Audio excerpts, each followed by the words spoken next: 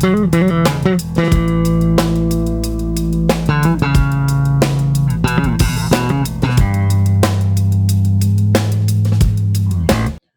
and welcome, Essex County College family. This is the Virtual Cafe, powered by Student Life and Activities.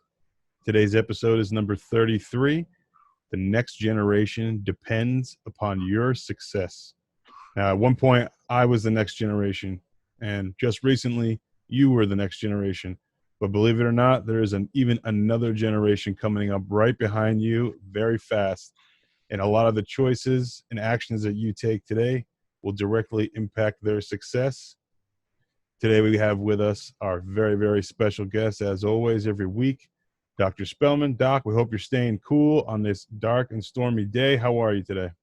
Oh, we're just wonderful and we're blessed. Even though we've had some power outages, we have storms going on, we have to be what is called empathetic to our fellow man. I feel for the families who are suffering. Many have lost their jobs. Many don't know how they're going to pay their rent. Many people don't know how they're going to put food on the table. And we're going through a period of stress. But stress can help you. What do you mean, Dr. Spellman? It means, I think about it, and I have all these illustrations that just live in me. And one is, all you have to do is look at a tree, real strong tree. And I was looking at the tree this morning. We're going through a storm that came in from Florida, and it's blowing the trees, and the trees are rough. And as those trees go back and forth with the wind, their roots loosen the soil because they're going back and forth, so that when the storm is over, that tree is stronger than it was before the storm. And another illustration, it was an ice storm, and it had a pine tree, and that pine tree bent over, and I knew it was going to break. It just looked like it was going to break because all that ice was on it. But lo and behold, here comes the sun in the morning, and when the sun hit that pine tree, it started to melt that ice. That tree just came right back up and straightened up into a straight line. And I said, that's the way it is with us sometimes. We're bending, but we can't break. We're bending, but we won't break. And so, students, I'm your mentor. All of us need mentors. Your father or your mother, it could be your aunt, could be your grandmother, it could be your teacher in school. I have great inspirations of people who have been in my life and tried to lift me up and tried to inspire me. And many people have the stamp on me. I can remember the great things that they did. The late Ray Brown was one, and he just died about 5 years ago. But he was a lawyer in Jersey City, and he was in a practice, and he was the only black in the practice. And they had a case in which they could not lose. And the owners or the senior partners of the practice were pretty sick. They were in the hospital. And they had to tell him all the secrets of how using torts and using strategies. But they taught him all the procedures because they had to win that case. As a result, he started out and he became one of the most famous. His name is Ray Brown, and he has a son that's practicing law.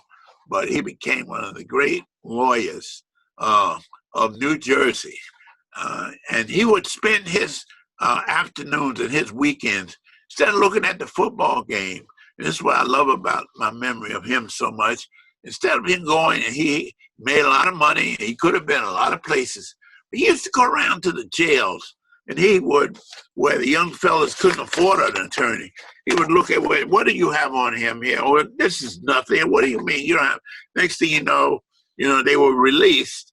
And that's what he spent. That's what he saw people was. That's what he spent his free time in doing. And I talked about the doctor before that who stayed in Newark up on West Market Street. I told you about him last week. And so there are a lot of people who made great sacrifices and contributions, but they passed it on. This same attorney has a son. His son practices in Washington, D.C.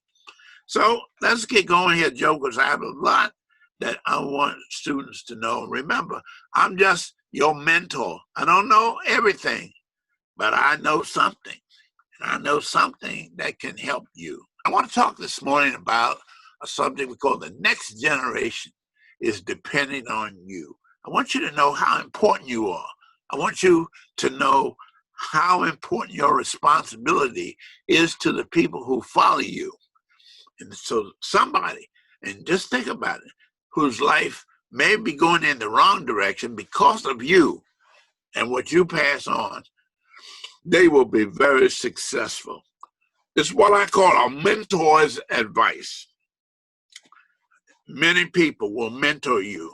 And we at Essex County College, we see ourselves as encouragers and mentors, first and foremost. We must understand and appreciate Essex County College because it was once, there was no Essex County College. And the riots took place in Newark, and all of a sudden, in 1966, there was an act, the Community College Act, and Essex was born 1966, and we opened our first class in 1968, and in 1976, went to this lovely campus, and we've done so many things, and 500,000 students have come out.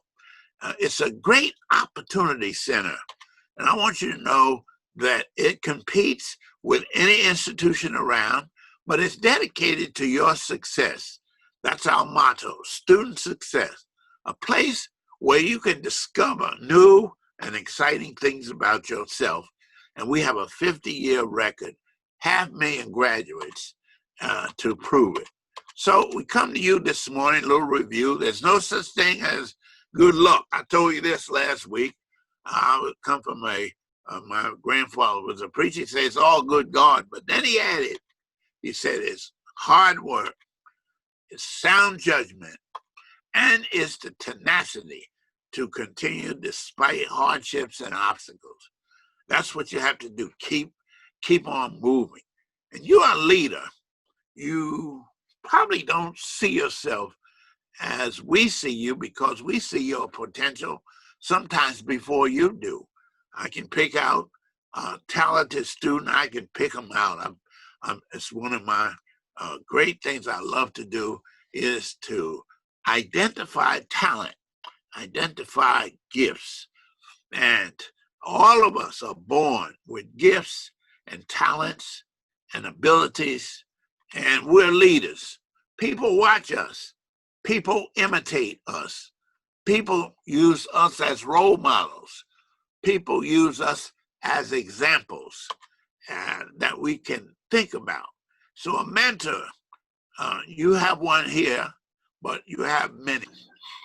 You know, in this life, you have to have decision-making and planning strategies.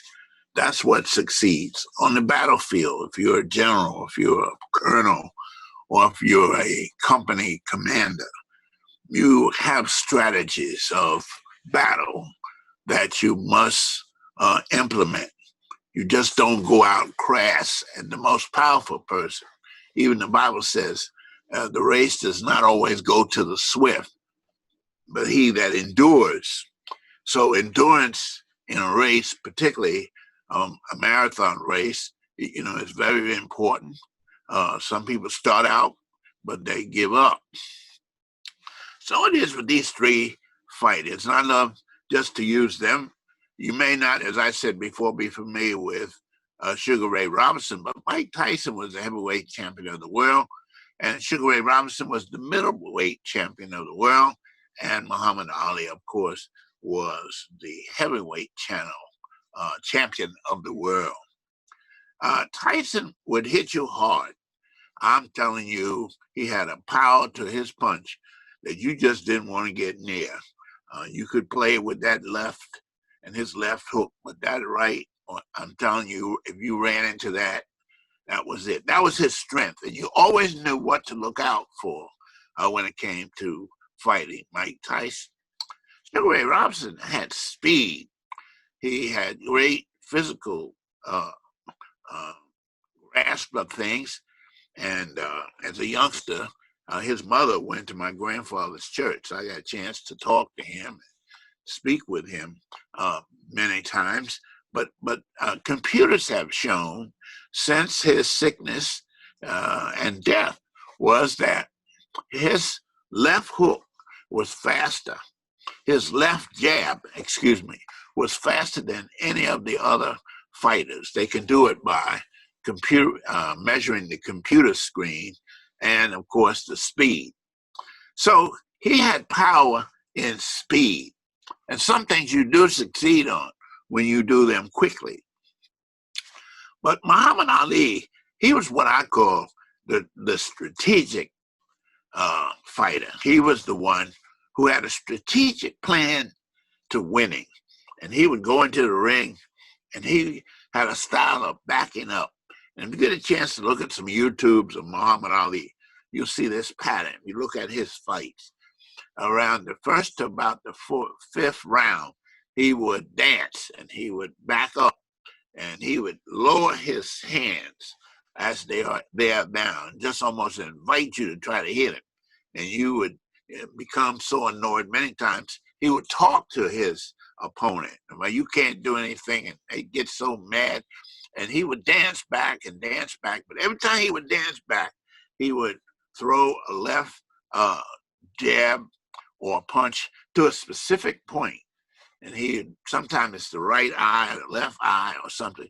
But all he would want to do is create a cut there.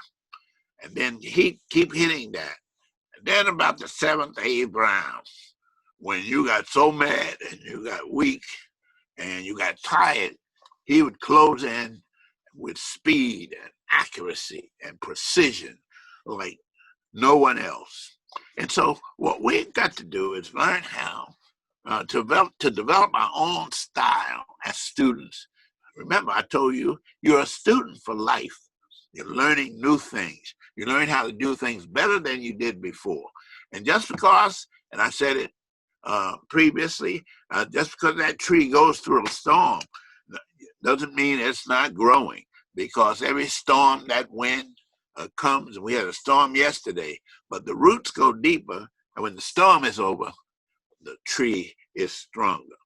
So I like to give you these strategies, and keep in mind that you're an achiever. You have a quick mind. You have all three of those men were brilliant men. Mike Tyson didn't have the formal college education you had, but Sugar Ray and Muhammad Ali didn't as well, but they became achievers.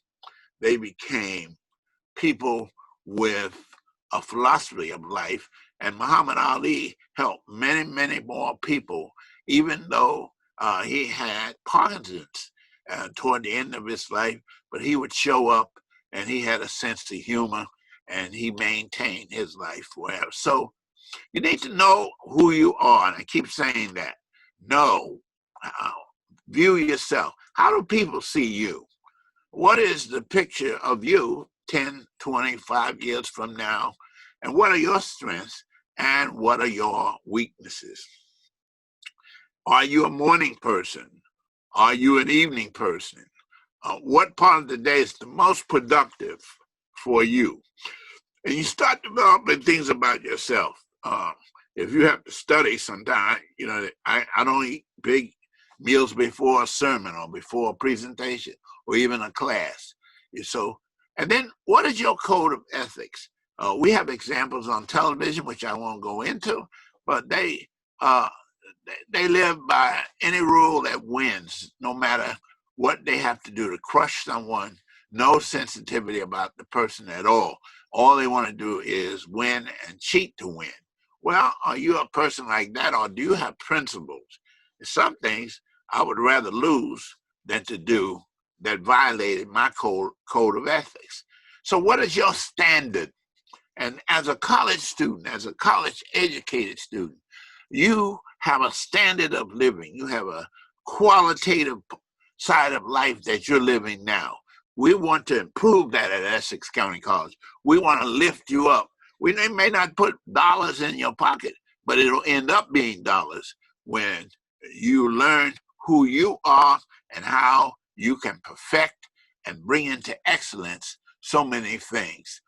And then you have to determine, are there things that you just won't do? What are those things that give you rewards, satisfaction?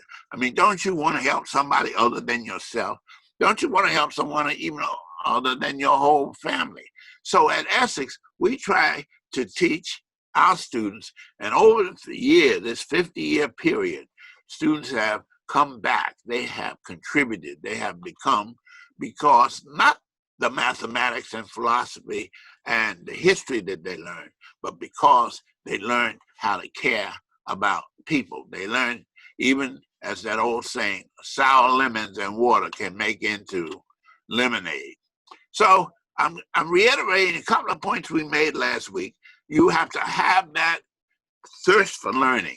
I'm supposed to be an old man, but I am not mentally an old man. I'm just as fresh because I have a thirst for learning.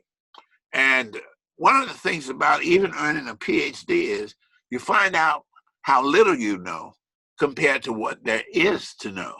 And it humbles you. And you're always exposing yourself to new learning, new experiences, new travel experiences, places to go, things to see. You have to read. One of my pastimes is going to Barnes and Noble and just going through. I pick up about 10 magazines and maybe 5 books. And then I go to the snack bar and have me a cappuccino. But I go through and I'm discovering new things. You start using your imagination. You start, and many times your career, you don't realize it. You walk past someone doing something. You say, you know, I think I can do that just as well. Look at the food channel on TV and those chefs that come up with those recipes. And Don Pepe, many of you might know, who owns 3 restaurants down in Newark and up in Caldwell. But his thing was playing around with seafood recipes. And now he's a multi-millionaire doing what he wanted to do. I had a student 2 years ago. She opened up her second restaurant. I have another student who was incarcerated and came out, but she could make sweet potato pies like no one else. And she took that one thing, and the next thing we knew, she had opened her own shop. He had lines of people who just wanted her sweet potato pies. So there's an education to doing things, to travel. I've been very fortunate, poor boy growing up in Newark, but when you begin to see this world, right out of college, I had a chance to go to Africa. I lived in Italy when I was in the army, and I've been to Israel 31 times. In other words, world travel, you think like a world citizen, and that helps you. And I can't underestimate, I can't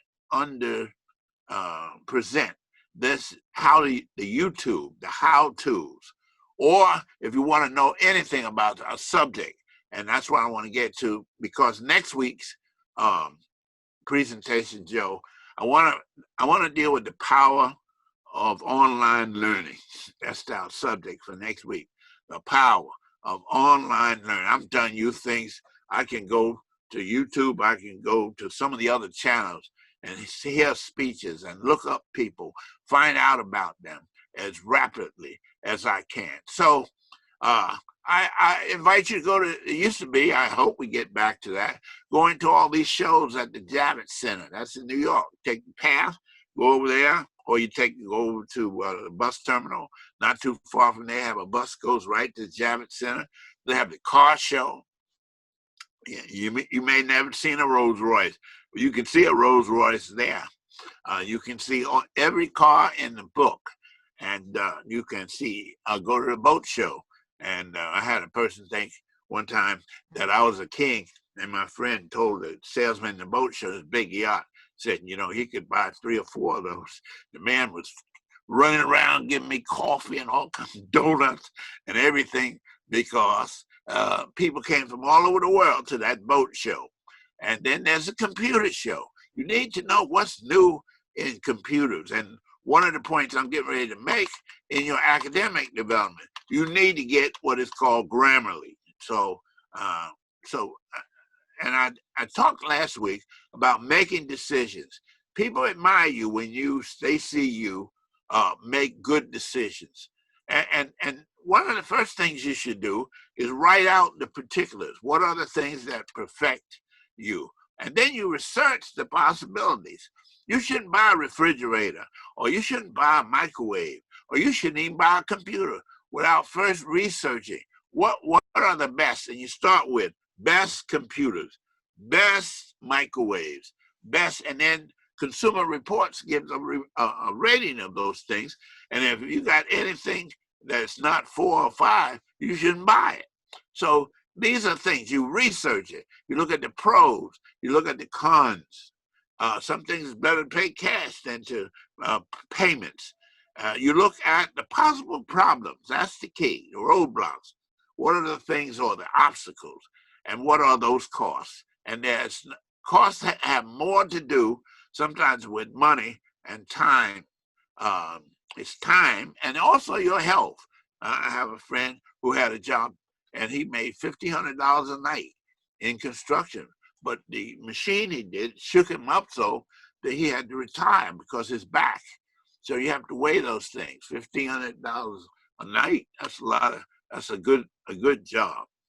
Now, one of the great things that marks an educated person's students is their perception or their awareness. I mean, people can see. You see things that other people don't see. You learn how to see. And in my art history and art appreciation course, one of the things we focus in on is the perception, how you see the world around you. I always ask the question, what color is the bark of a tree? Everybody says brown. Well, that's your first response. Then I said, I want you to go back. I want you to look at the bark of the tree and come back next period and tell me what it is. And they come back, and they see red, they see green. Because they hadn't looked into the internet, they made an assumption that tree, like we did in elementary school, we had a brown line and then a green circle and then a red dot, and that's an apple tree. Well, it's much more than that.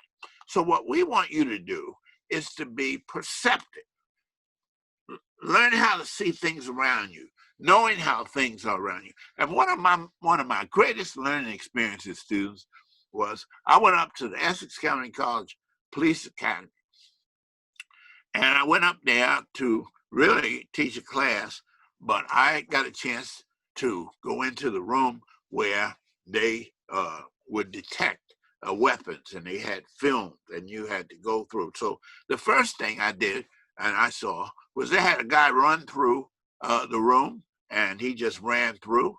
And if you couldn't describe him, if you couldn't describe his weight, his hair color, his eye color, then you have missed him. All you did was see another person, you see? And that's the way we need to look at people. You need to stop looking at people as people or a group or ethnic group. You need to see people as individuals. Then what are those hidden meanings that you see? You read beneath what is there. You read beneath, maybe sometimes you can see that a person has had a problem in their previous life. I had to counsel a woman in my church, she said she hated men. Well, she'd been married 4 times and they hadn't treated her very nice. So I had to talk about the positives. Another woman, she had 4 husbands she had buried in her lifetime, and she married 4 times. And so she saw this one brother. She said, "Oh, what is your name?" The guy took off. He was gone because he knew that she had buried 4 husbands. So you'll never get me. So you learn how, as my mother taught me. See, this is wisdom of a mother or a father. But my mother told me always to see and to hear with the third eye and the third ear. There's something that you can read, and it's through perception. We talked about the ego, and we've talked about goal setting, and you have to have a goal, and I'm not going to review that. I want to get to some specific things that help us. And I told you before, you need to find out those things you do well, those things you like. Do you like cooking? Do you like outdoor life? Do you like driving? Do you like, one person there drives tractor trailers. Tractor trailer people make a lot of money. Learning what you do better than anyone else and the things you like to do. That's very important. You just write them down. Boy, I'd like to do that. Or I saw someone hang and went camping and they take it and they swing down over the water, because I'm getting a little old for that. But I want to do that. That's that adventure that's inside of me. So things that we see inspire us. We need to assess people, but they inspire us. They cause us to explore our inner self. Who are you? And the most important person that has to know you is you. Have you ever written a poem? Have you ever painted a painting?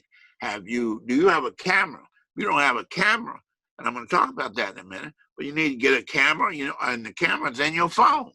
And many students, while I'm lecturing, they will take pictures of the slides that I'm talking. That's a technique that I want to talk about, the power of online learning. Are you with me? Where you can take a picture of anything that's on that screen. So we have goals, and it's a result that we look for. You may want to purchase a house. You want to complete your college education. Why can't you have the American dream? Open your own business. And right now with this pandemic, many businesses are closing, especially in the inner city. You want to be promoted on your job. You want to make history, or you want to break a record. And all these things set goals for you. Reasons why you should get up. You shouldn't just be what we call an exister. You can't make goals that are too large or too many, not specific, or, as I said before, not written. Last week we talked about where to get help at Essex County College. And one of our focuses is how to far exceed. And there are many places in Essex County College where you can get help. You need to learn how they do it in the big Ivy League schools. They form networks, sometimes 3 or 4 people. These are teams of people who study together. Whenever you go into a math class, science class, any kind of class, you should have 2 or 3 people's phone numbers that you can call and interact with about an assignment, networking. And you learn more from each other sometimes than you do in the classroom. So these class study teams are important. Organize them. Then at Essex, we have our learning coaches. You need to identify, contact Student Life, and they will give you and direct you to our coaches. And we have embedded tutors. Go into the math class, and they're down in there. There's 3 or 4 of them working in a math class to help you. And so we have a math tutorial center, and we have an English tutorial center. Then you have computer digital tutorials. I mean, there are several companies, but you can just about find out how to handle PowerPoint or any of them just with YouTubes. There's so many YouTubes on how to use a camera, how to do PowerPoints, how to do the how-tos. And then there's Khan Academy. Make sure you write that one down. That's the one where there are 5,000 different tutorial tapes, most of which are math, from arithmetic through calculus. And what they do is they teach you and go through examples of. So what you do is take your textbook and you line it up and you type in Khan Academy, you type in that heading. It might be multiple fractions, it may be word problems, and it will show you a tutorial of 3 or 4 different ways to solve that problem. See, self-learning, and that's what we'll talk about next week, the power of online learning. Don't expect your education to come from the classroom and the professor. You need, and what we want to do, and what this professor wants to do, is teach the learning how to learn skills. We want to put our emphasis on showing you how to learn and find out what you need to know when you need to know it. Dogpile.com is a good research engine. Has 15 engines searching for a question you might put in there. And then, of course, there's YouTube, which I talked about before. So I want to get to my final points. There's some quotes that motivate me too, and they should motivate you. I love to quote Dr. King. Dr. King says, why you stoop over if you straighten up? In other words, why you stooping over and letting all these problems beat you down? If you straighten up, then those problems will fall off. He used to have many. And of course, Mark Twain said, the secret of getting ahead is getting started. Some people talk about what they'd like to do, but they never started. And then don't limit yourself. Many people underestimate or limit yourself. Now, you can't overestimate. I know a person lives in Washington. He just thinks he knows everything. You can't be that either. But the point is, you can't limit yourself. You can do anything that you see anyone around can do. God gave you your talent and your skills and your intelligence and your being. And Essex County College wants to build upon that. Because things are going to try to get you down. And you got to have your own career goals and your financial goals, your educational goals, and your personal goals. And we call them altruistic. That's giving to someone else. And so when you're preparing and you start, you're preparing to win. You don't go into a game preparing to lose. You don't go into a tennis match preparing to lose. You go in and yesterday is gone. You're stronger today. And today is the first day of the rest of your life. So you got to be like the salmon. They're born and then they have to get back to where they were born before they can lay their eggs for the next generation. So they have to swim back against the water, against the tide, against the flow of the water. And many times they get picked off with bears and what have you. But that's the way this life is. You got to swim against a lot of things and the tide. So you have to have an action plan. And I can come back to that next week. But always remember, if you have a dream inside of you and you neglect it, then you're committing a sin, so to speak, against yourself. He who neglects the dream within commits the most unpardonable sin against himself and herself. So I'm trying to get to some software tips that I want to give you. And we've been through these goals and their the fact that the centerpiece of an action plan goes beyond a wish. See, a goal without an action plan is only a wish. It's an organized system of achievement success. It's a way of thinking. It's almost like the decision making I was telling you about. You got to have a destination. You have a way to get there. You have to have a timetable. So those things are important. But I want to get to the fact that you have to hand off what you know. I'm delighted that I can work with a student life department, and I can put on the record, because of technology, some of these points. And maybe down the road, there'll be someone 10 years from now that won't even know who I am, but this advice will have impact. But I want to pass it on to you. And look at these runners in this race. You don't see the one that's receiving the baton standing there, waiting, standing stiff, and standing straight up. He starts running as the runner who has already run around is still running. So both are moving. That's the way I want you to see us. I'm handing things off to you, but I'm still running. Are you with me? So simply stated, your action plan. Who? We got to answer these simple questions. What? When? Where? How much? And when you know that and keep thinking that way, that's the basis for writing proposals and anything, answering those questions.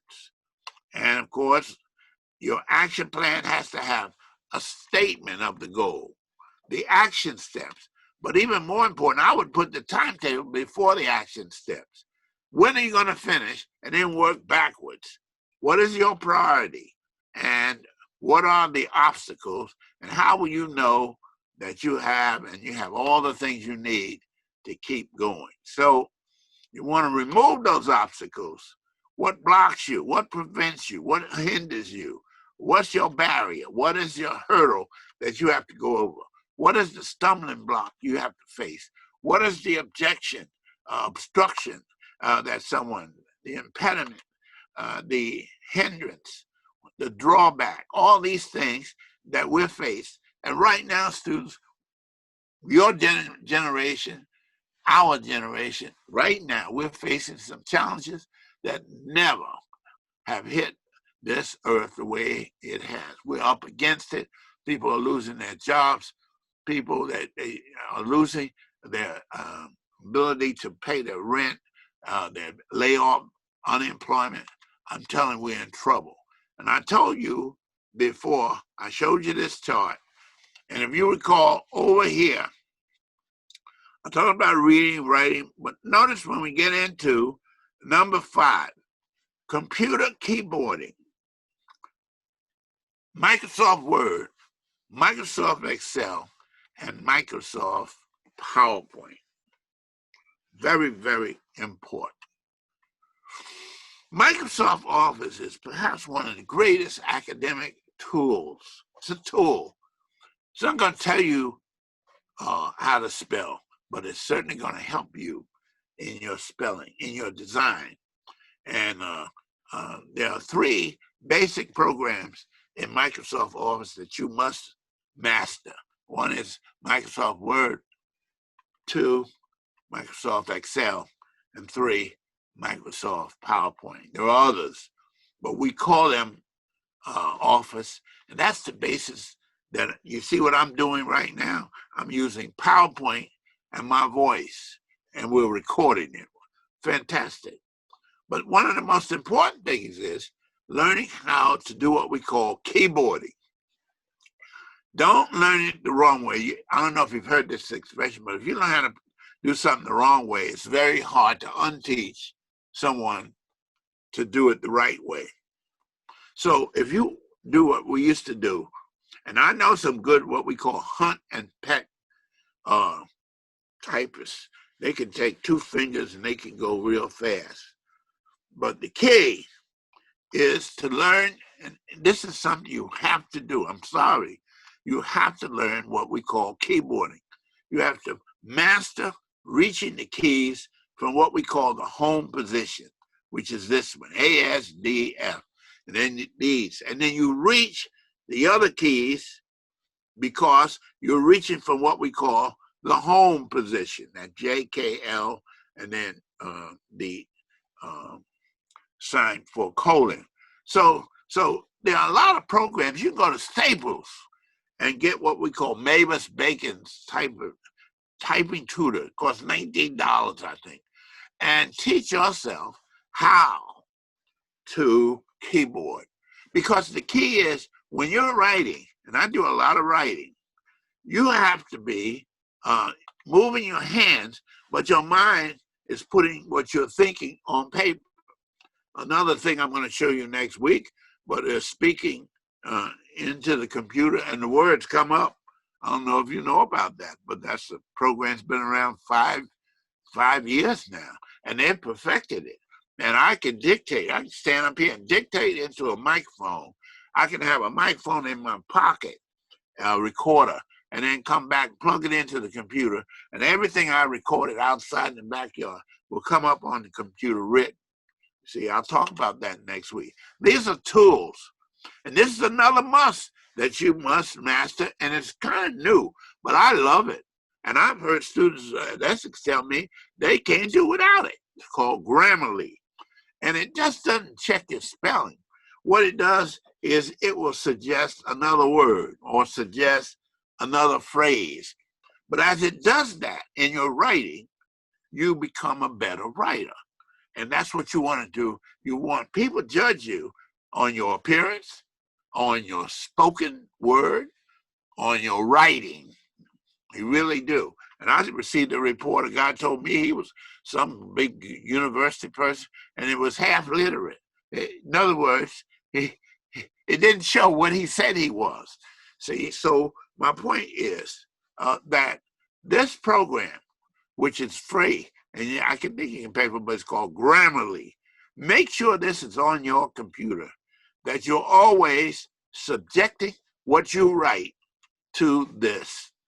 Then that PowerPoint, which I'm using right now, graphs, charts, pictures, visual, because people learn faster visually. You see what I'm doing here. I don't know if you see what I'm doing in this program, but if I was just lecturing, I don't think I'd have your attention, or at least part of it, because I'm able to present the visual. It's a matter of presenting that oral visual presentation. You're listening and you're looking, but I'm not the most important person.